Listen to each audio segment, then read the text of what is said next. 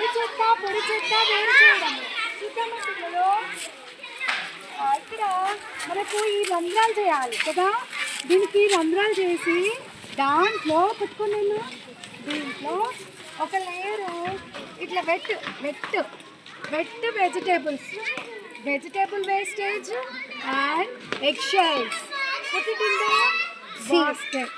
And దీనిపై నుంచి ఒక లేయరు వేసేయాలి మట్టి. ఈ విధంగా మరి హోల్స్ ఎందుకు చేసాము? గాలి తగలడానికి. ఇది డీకంపోజ్ అయిపోతుంది కొద్ది రోజుల తర్వాత.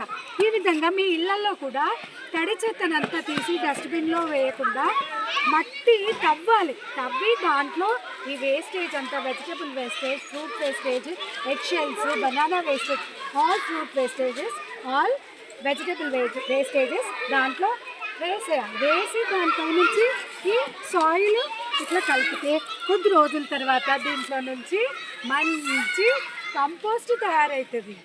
అవునా? పొడి చెత్తనేమో దీంట్లో ఆకులు ఎండిపోయినవన్నీ కూడా దీంట్లో వేయాలి. ఇది పొడి చెత్త.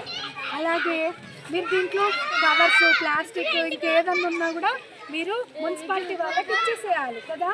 వాళ్ళు రీసైక్లింగ్ చేసేస్తారు. ఏం చేస్తారు? రీసైక్లింగ్.